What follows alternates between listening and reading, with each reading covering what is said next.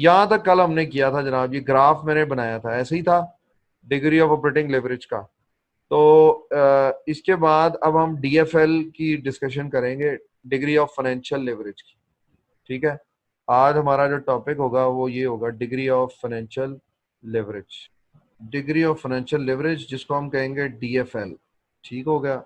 अब डीएफएल के हवाले से हमारे पास जो कॉन्सेप्ट है वो मैंने आपको पहले समझाया हुआ है, पर मैं रिकॉल करा देता हूँ क्योंकि मुझे पता है आप लोग भूल गए होंगे। वो यूं था कि सेल्स लेस कॉस्ट, तो यहाँ पर फिक्स कॉस्ट थी और वेरिएबल कॉस्ट थी, तो हमारे पास ईबीआईटी आ गया। ये जो इम्पैक्ट था ये मैंने बताया था, ये डॉल के लिए था, डिग्री ऑफ ऑपरेटिंग लेवरेज के लिए था।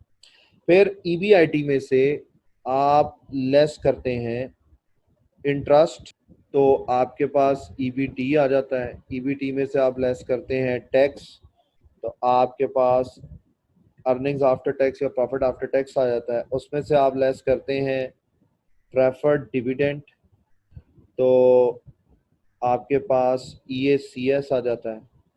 ईएसीएस को आप डिवाइड करते हैं by number of shares outstanding. अच्छा, डिग्री ऑफ फाइनेंशियल लिवरेज के हवाले से मैं बात कर रहा था कि नंबर ऑफ शेयर्स आउटस्टैंडिंग जो हम करते हैं, तो यहाँ पर हमारे पास ईपीएस आ जाता है। अब जो डीएफएल है ना, वो इस चीज पे फोकस करती है कि आप ईबीआईटी का इम्पैक्ट मैक्सिमाइज करना चाह रहे हैं ईपीएस के ऊपर। इसको कहेंगे ये हमारी डिग्री ऑफ फाइनेंशियल लिवरेज है। मीनिंग हम ये कहना चाह रहे हैं percentage change in EPS divided by percentage change in EBIT। Meaning कि यहाँ पर हमारा कॉन्सेप्ट के किसी बिजनेस के अंदर फाइनेंशियल लिवरेज एग्जिस्ट कर रही है या नहीं कर रही है, वो इस बात पे बेस करेगा कि ईपीएस की जो परसेंटेज चेंज होगी वो ज्यादा होगी एज कंपेयर टू ईबीआईटी के percentage change. For example EPS में हमारे पास 50% इंक्रीज आ रहा है, जब ईबीआईटी हमारी 25% इंक्रीज करती है, तो इसका आंसर 2 आ जाएगा। ये 2 क्या सिग्निफाई कर रहा है? ये 2 ये सिग्निफाई कर रहा है कि जब हमारा ऑपरेटिंग प्रॉफिट 1% से बढ़ता है तो हमारी ईपीएस 2% से इंक्रीज कर जाती है। तो जिस तरह डॉल में मैंने एक्सप्लेन किया था कि सेल का परसेंटेज चेंज ईबीआईटी पे क्या असर करता है, इसी तरह यहां पर हम देख रहे हैं कि ईबीआईटी के मुकाबले में ईपीएस में कितना तब्दीली आता है। और ये रूल याद रखिएगा कि डॉल और डीएफएल दोनों की शर्त ये है कि ये तब एग्जिस्ट करती हैं जब आंसर ग्रेटर देन 1 हो। अगर आपकी डॉल या डीएफएल 1 आ गई है या लेस देन 1 आ गई है, तो इसका मतलब है लिवरेज एग्जिस्ट नहीं करती इस बिजनेस के। 1 से ज्यादा आंसर आना चाहिए। 1.1 आ जाए, 1.2 आ जाए, वो इसका मतलब है थोड़ी बहुत एग्जिस्ट करती है। जब बढ़ती जाएगी 2, 3, 5, 10 होते जाएगा, तो इसका मतलब है बहुत ज्यादा हाई लेवरेज है इस बिजनेस के। ठीक हो गया। अब ये तो था परसेंटेज चेंज का तरीका इसको निकालने का। असल फॉर्मूला जो है डीएफएल का, डिग्री ऑफ फाइनेंशियल लेवरेज का, वो फॉर्मूला कुछ इस तरह से है, EBIT divided by EBIT minus interest bracket, sorry ये भी माइनस होगा, इसके दरमियान ब्रैकेट का इंटरेस्ट माइनस, अच्छा पीडी 1 माइनस कैपिटल टी। यहां पर मैं डिफाइन कर देता हूं, वेयर आप सबको पता है कि ईबीआईटी जो है वो बेसिकली क्या है, earnings before interest and tax. ठीक है, जो ये इंटरेस्ट है इसका सिंबल आप आई ले सकते हैं, इसको हम कह सकते हैं आई जो है वो इज इक्वल्स टू इंटरेस्ट है, इंटरेस्ट की अमाउंट जो। पी डॉट डी जो है ये आपका प्रेफरेंस डिविडेंड है, जो यहाँ पर मैंने आपको बताया प्रेफरेंस डिविडेंड। ठीक हो गया जनाब। और उसके बाद जो कैपिटल टी है वो आपका टैक्स रेट है, वो भी दिया होगा सवाल के अंदर, इसके बगैर डीएफएल नहीं फाइंड हो सकता। तो ये जनाब आपका की नोट फॉर्मूला है जो हम यहाँ पर इस्तेमाल करेंगे, जो आगे हम सवाल करने जा रहे हैं उसके हवाले से। अच्छा जी, क्वेश्चन जो हमने करना है वो है जनाब क्वेश्चन नंबर 12 या 13 करें, 12 करेंगे हम पहले। 12 मैं कराऊंगा, 13 आप लोग होमवर्क पे कर लीजिएगा। चलें जी, देखें जनाब, ये क्वेश्चन है हमारे पास 13-12 और इसमें वो क्या कह रहा है आपको, वो ये कहता है जनाब north western savings and loan has a current capital structure consisting of $250,000 of 16% annual interest debt. ये जो इंफॉर्मेशन उसने हमें प्रोवाइड की है ना, ये सिर्फ इसलिए प्रोवाइड किया है कि इसकी मदद से हम आई यानी कि इंटरेस्ट कैलकुलेट कर सकें। अभी मैंने फॉर्मूले में बताया था। उसके बाद वो कहता है and 2000 shares of common stock. ये 2000 शेयर्स ऑफ कॉमन स्टॉक हमारे नंबर ऑफ आउटस्टैंडिंग शेयर्स हैं जो हम वो ईपीएस निकालने के लिए इस्तेमाल करते हैं। ठीक है, तो कहता है the firm page taxes at the rate of 40%। ये 40% आपका टी है, कैपिटल टी है, वो टैक्स रेट जो फॉर्मूला हमने यूज किया। अब वो कहता है using EBIT values of 80,000 and 1,20,000 determine the associated earnings पर शेयर। वो कहता है कि 80,000 की ईबीआईटी और 1,20,000 की ईबीआईटी को इस्तेमाल करके आप बताएं कि कंपनी की ईपीएस कितनी हो। तो कॉमन सेंस की बात है कि जब वो यूं कह रहा है तो हमें इनकम स्टेटमेंट का वो फॉर्मेट बनाना पड़ेगा जो अभी मैंने आपके सामने बनाया। बट अब फॉर्मेट हम सेल से स्टार्ट नहीं करेंगे क्योंकि उसने हमें सवाल में ईबीआईटी दी है, तो हम ईबीआईटी से स्टार्ट करेंगे। अब यहाँ पर ईबीआईटी के दो लेवल हैं।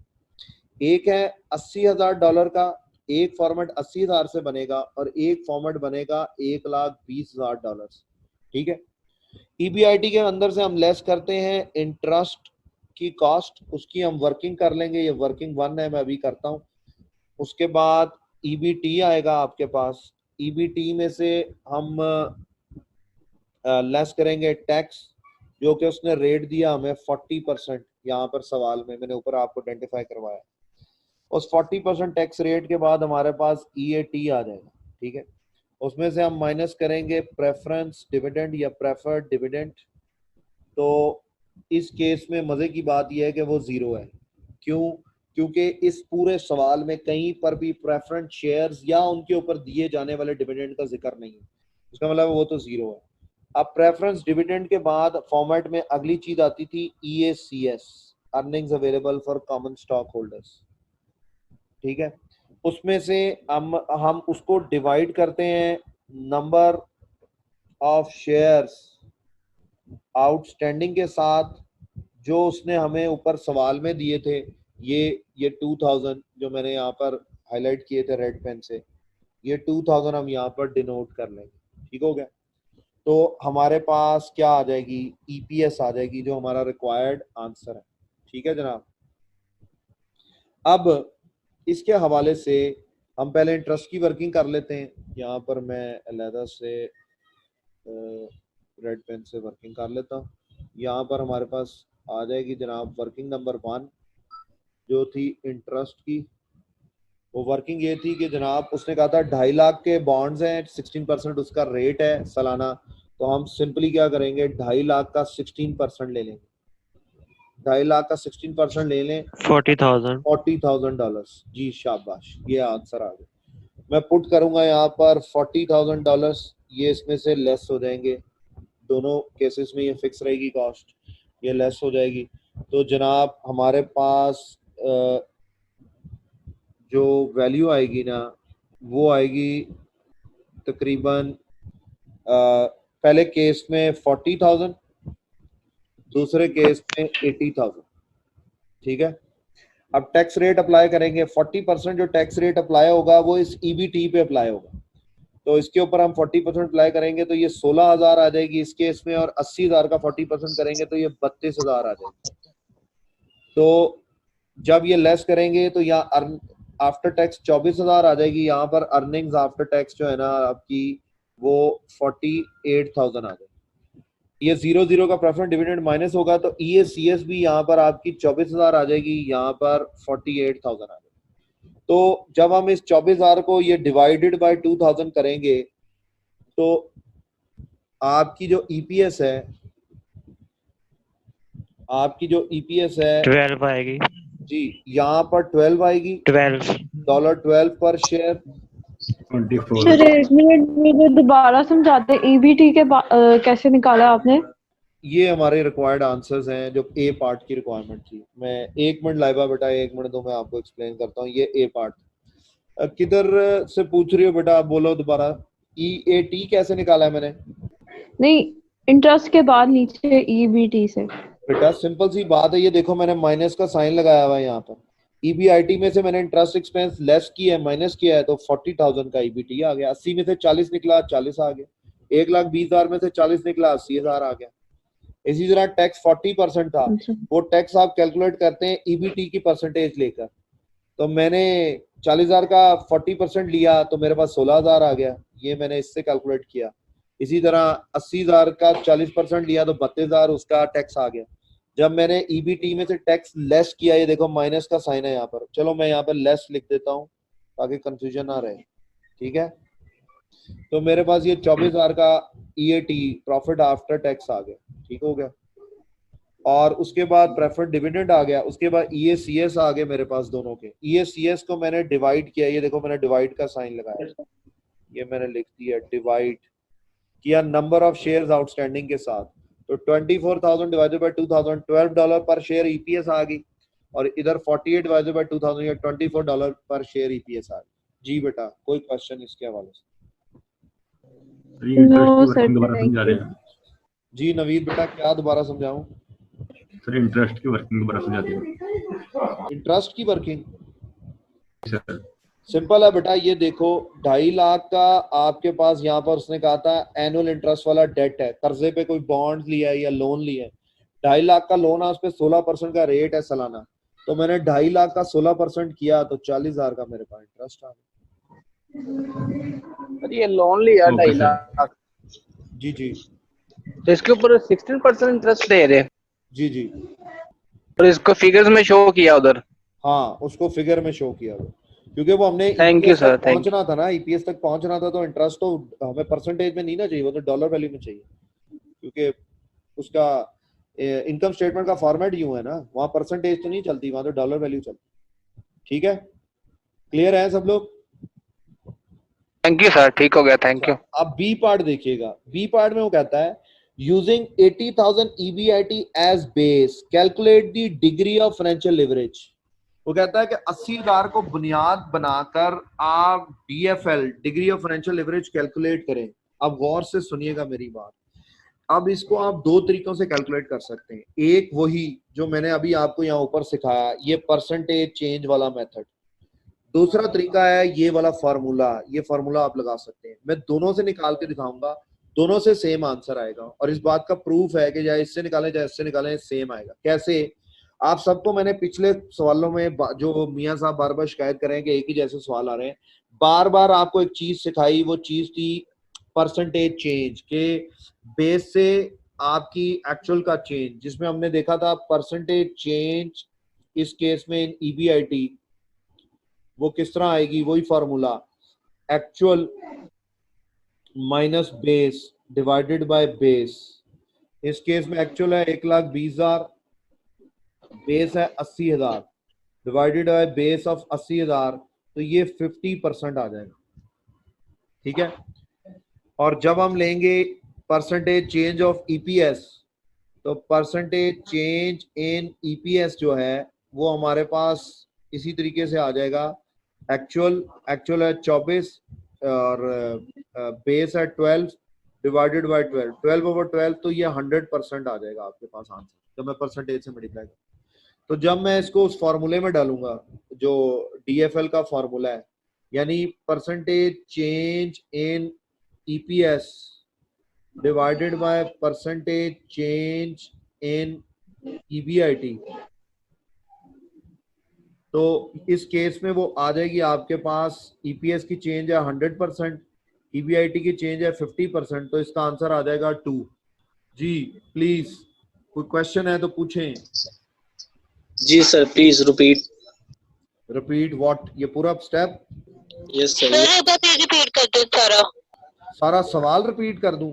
सर पहले ये DFL मैंने नहीं, मैंने आपको कहा बी पार्ट में से कहा using $80,000 of EBIT as base calculate the degree of financial leverage. DFL निकालें जहां पर 80,000 वाली फिगर को आप बेस ले रहे हैं। यही सेम काम हम डॉल के लिए करते आए हैं। पीछे 2-3 सवाल जो मैंने कराए उन सब में यही था कि वो आपको 1 साल की बेस फिगर देता था और आपको कहता था कि उसके आगे पीछे जो वैल्यूज हैं उनकी परसेंटेज चेंजेस निकालें और उसकी मदद से डॉल निकाल के बताएं कितनी है। तो यहाँ पर अभी मैंने पीछे आप लोगों को ये फॉर्मूला बताया, यहाँ जब मैंने स्टार्ट किया एक्सप्लेन करने के लिए कि डीएफएल क्या है। डीएफएल बेसिकली रेशियो है between the percentage change in EPS और divided by percentage change in EBIT, कि ईबीआईटी के 1% तब्दीली में आने से ईपीएस में कितने फीसद की तब्दीली आती है। तो यहाँ पर मैंने बताया कि एग्जाम्पल के तौर पर बताया, यहाँ 2 है, तो मैंने कहा था कि इसका मतलब है कि जब ईबीआईटी में 1% की तब्दीली आती है तो ईपीएस में उससे दुगनी तब्दीली आती है। अब एक तरीका ये परसेंटेज चेंज का मैंने यहाँ पर अप्लाई किया आपके सामने, किस तरह कि मैंने ईबीआईटी का परसेंटेज चेंज नोट किया, ये 80,000 की बेस फिगर का विद $1,20,000 की एक्चुअल फिगर का। उसका फॉर्मूला मैंने आपको बताया कि परसेंटेज चेंज निकालने का फॉर्मूला है actual minus base divided by base.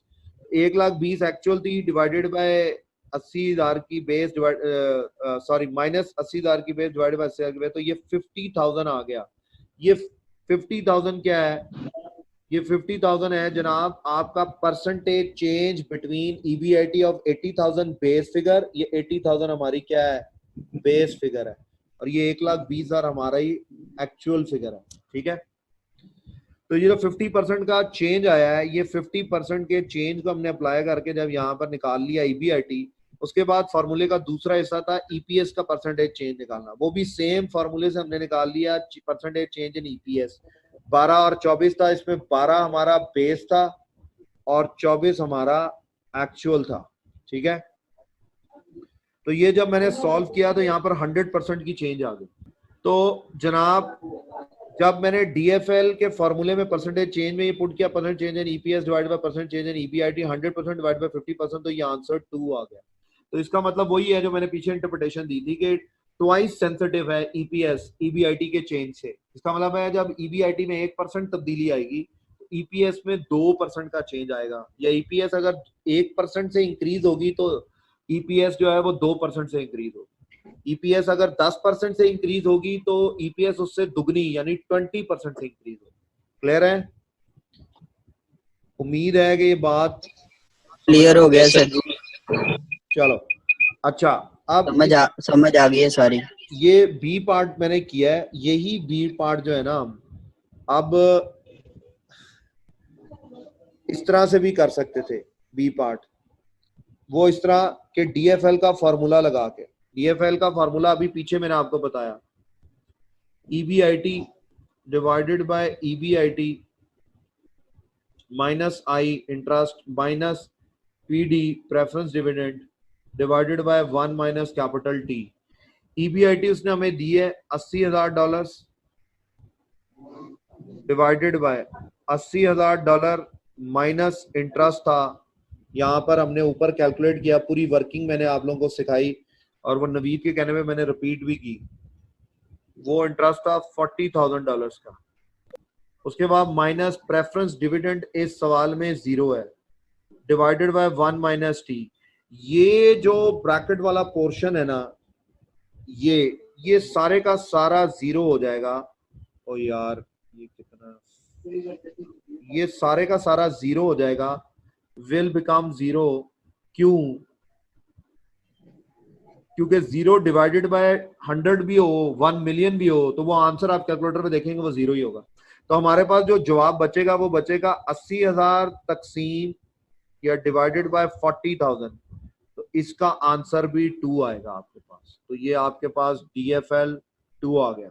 अब आपकी चॉइस है, आप परसेंटेज से करना चाहे परसेंटेज से कर सकते हैं, फॉर्मूले से करना चाहे फॉर्मूले से कर सकते हैं, मगर तब जब वो फॉर्मूले में रिक्वायरमेंट में लिखे ना कि यूज फॉर्मूला, अगर वो खुद कह रहा है कि परसेंटेज चेंज से डीएफएल निकालें तो फिर आप फार्मूला नहीं लगाएंगे, फिर आपको परसेंटेज चेंज करनी पड़ेगी। और जब वो खुद कह रहा है कि यूज फॉर्मूला तो फिर आप परसेंटेज चेंज ही करेंगे, फिर आप डायरेक्ट फॉर्मूला लिखेंगे। अगर वो ओपन है, वो खुद कुछ नहीं कह रहा, तो जो अवेलेबल डाटा उसमें जो इजीली करके आप निकाल सकते हैं वो निकाल लें आप। ठीक है, मैं अब इसके अगले पार्ट पे चलूंगा। एहतियातन दोनों लिख देंगे फॉर्मूले। आए आए आए, क्या बात। ये नोट करना है जिसने वो नोट कर ले, ये बी पार्ट। फिर मैं आखिरी पार्ट डिस्कस करूंगा और आज की क्लास यहाँ पे खत्म करेंगे हम। अच्छा, आज इबादत की रात है, मैं आगे क्लास नहीं कंटिन्यू करूंगा, बस आज इतना ही है। यहीं से आगे मैं कल कंटिन्यू करूंगा और कल ये चैप्टर कंप्लीट हो जाएगा। कल एक्स्ट्रा क्लास होगी और आप लोगों से दरखास्त है कि काइंडली मुझे टाइम फाइनल करके ग्रुप में बता दीजिएगा, ठीक है? अगर किसी और को कोई क्वेश्चन है तो वो पूछे, अदरवाइज मैं ये क्लास बस एग्जिट करने लगा।